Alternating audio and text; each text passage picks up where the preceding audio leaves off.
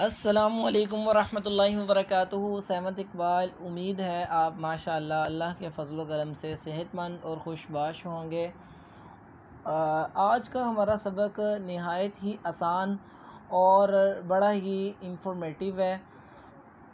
मुग़ल बादशाहों में सबसे अज़ीम बादशाह और सबसे ज़्यादा पसंदीदा लोगों के यहाँ सबसे ज़्यादा मारूफ़ और जिसके कारनामे और दौरे सल्तनत सबसे लंबे और तवील और ज़ख़ीम और वसी, और जिसकी हुकूमत में बड़े अच्छे अच्छे काम हुए, नेकोकारी के काम हुए, दीन इस्लाम की इशाअत के काम हुए। इससे पहले जो भी बादशाह गुज़रे उन्होंने तो बहुत सारी ख़राबियाँ की, बेशुमार ख़राबियाँ की। दीन इलाही जैसे नए नए मज़हब भी बनाने वाले अकबर जैसे, जलालुद्दीन मोहम्मद अकबर जैसे बादशाह गुज़रे। लेकिन ये बादशाह जिसका मैं नाम लेने जा रहा हूँ उसका नाम है अबुल मुज़फ़्फ़र मुहियुद्दीन औरंगज़ेब आलमगीर। तो अज़ीज़ तलबा, ये पीछे कुछ पेजेस हैं जो मैंने छोड़े हैं। आप हैरान होंगे कि सर ने ये 2-3 पेजेस छोड़ दिए हैं और एकदम से अबुल मुज़फ़्फ़र कुनियत मुहियुद्दीन औरंगज़ेब आलमगीर ये नाम ले दिया इतना बड़ा। तो अज़ीज़ तलबा, मैं आपको बताना चाहूँगा, आपके लिए ये सरप्राइज़ है कि शहाबुद्दीन मोहम्मद शाहजहाँ के बाद हमने इसके दौर की जो सकाफ़त और फ़न तमीर यहाँ तक पढ़ी। उसके बाद आपके लिए सरप्राइज़ ये है कि ये जो अगले टॉपिक है ना, ये इतने इंटरेस्टिंग नहीं है, बहुत ही बोरिंग टॉपिक है। इसलिए ना ये सिर्फ बाप बेटा आपस में जंगे वगैरह करते रहें, भाई आपस में लड़ते रहें, तो ये इतने इंटरेस्टिंग सबक नहीं, इसलिए हम इनको स्किप कर रहे हैं। ना इनमें से कुछ पेपर में आएगा और ना ही कोई ऐसी इनमें से बात होगी। तो अज़ीज़ तलबा, आपने यहाँ तक पढ़ लिया पेज नंबर 39 तक। उसके बाद 40, 41, 42, 43 और 44 यहाँ तक आपने इसको स्किप कर देना है। आज हम हालात ज़िंदगी पढ़ेंगे उस बादशाह की जो सबसे अजीम बादशाह माना जाता है मुग़ल बादशाहों में। तो हालात ज़िंदगी, सबसे पहले इब्तदाई हालात ज़िंदगी। औरंगज़ेब आलमगीर 1618 आपको याद होना चाहिए कि पीछे आपने ये पढ़ा है, शाहजहाँ पढ़ा तो नहीं, ये वाला 1657 सन ईस्वी से पीछे आ जाए। आपने ये पढ़ा शहाबुद्दीन मोहम्मद शाहजहाँ में 1627, ठीक है। तो 1627 में जहांगीर का इंतकाल हुआ जनवरी, तो ये यानी कि 1628, और फिर उसके बाद हमारी डेट पहुंच गई है, ये 17वीं सदी ही है। 1600 के बाद की जो सदी होगी वह 17वीं सदी कहलाएगी। इसका जो दौरे हुकूमत है वो 1658 से शुरू हो रहा है 1707 में।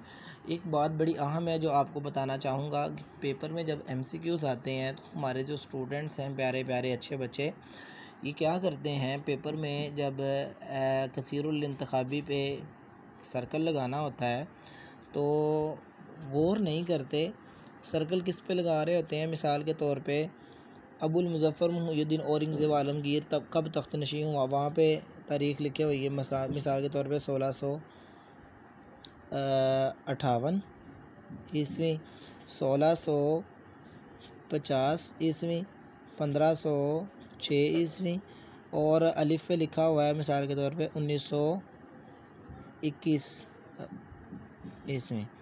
तो आपको सबसे पहले ये सोचना है कि हमारा जो दौरे हुकूमत था शाहजहाँ के बाद अबुल मुज़फ़्फ़र मुहियुद्दीन औरंगज़ेब आलमगीर, वो तो 17वीं सदी चल रही थी। तो मुझे सबसे पहले ये ज़हन में लाना है कि मुझे इस 17वीं सदी से बाहर नहीं निकलना, क्योंकि इस बादशाह का जो दौर बन रहा है वो 17वीं सदी का बन रहा है। तो हमारे बच्चे तो ऐसे भी कुछ काम कर जाते हैं, लिखा होता है 2016, वो 2016 पे सर्कल लगा देते हैं, यानी वो कुछ सोचते नहीं। हालांकि पूरा 300 साल का, 400 साल का डिफरेंस बढ़ रहा होता है, इतना यानी कि फ़र्क डिफरेंस नहीं होना चाहिए। तो बड़ा गौर किया करें, बहुत सारी तवारीख़ होती हैं जिनसे अंदाज़ा हो जाता है कि इस बादशाह का राइट आंसर यहाँ पे जो करेक्ट है सर्कल वो ये वाला है। तो ये गौर किया करें कि किस दौर में बादशाह था। पहले था बाबर, फिर हुमायूं, फिर अकबर, फिर नूरुद्दीन मोहम्मद शाह जहांगीर, फिर उसके बाद शहाबुद्दीन मोहम्मद शाहजहां, फिर उसके बाद अबुल मुज़फ़्फ़र मुहियुद्दीन औरंगज़ेब आलमगीर। तो इनकी ज़रा तारीख़ ज़रा सामने रख लें। तो पहली सल्तनत कायम करने वाला 1530 में फ़ौत हो जाता है। तो ये आपने बस थोड़ा ना इस लिहाज रखना है तवारीख़ का। अगर आप थोड़ा सोचना शुरू कर देंगे कि ये बादशाह का दौर ये वाला है, ये वाला है, वाला, तो इंशाल्लाह सारी की सारी तवारीख़ आपको बड़ी ही आसानी से याद हो जाएंगी।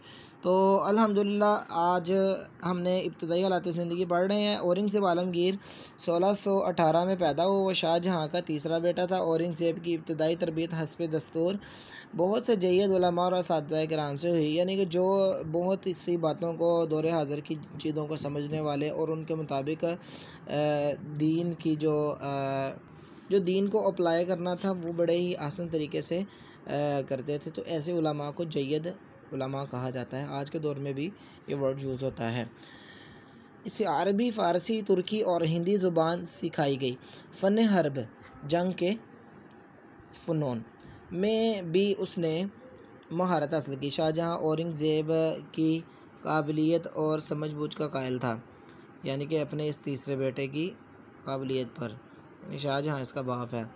यही वजह है कि उसके दौर की अहम मुहिमात में औरंगज़ेब ने भी हिस्सा लिया। वो ज़ाती शख्सियत के एतबार से आला और मजबूत इरादे का मालिक था। इन्हीं खूबियों के बायस शाहजहाँ की अलालत बीमारी के दौरान में तख्त नशीनी की जंग में औरंगज़ेब कामयाब हुआ। उसने हिंदुस्तान का तख्त संभाला। वो बादशाह के मनसब को एक मुक़द्दस अमानत समझता था। जी, वो बादशाह के मनसब को क्या समझता था, ये सवाल आप बनाएंगे। ये वाला तमाम उमूर के लिए अपने आप को अल्लाह के सामने जवाब देता। वो उमूर के बारे में क्या सोचता था, ये सवाल बनाएंगे। शाही ख़जाने को वो कौम के मानने से शाही ख़जाने के बारे में क्या समझता था, ये सवाल बनाएंगे। उमूर सल्तनत की अंजामदेही में औरंगज़ेब बड़ा मेहनती फ़र्शनास था। और औरंगज़ेब फ़र्शनास होते हैं फ़र्श को पहचानने वाला। औरंगज़ेब हज़रत मुजद्दिद सानी की तालीमात से किन की तालीमात से मुतासर थे? औरंगज़ेब किन की तालीमात से मुतासर थे? मुजद्दिद सानी से। इसी वजह से उसने इस्लामी मुआशरे के क़याम के बारे में अहम इक़दामात किए।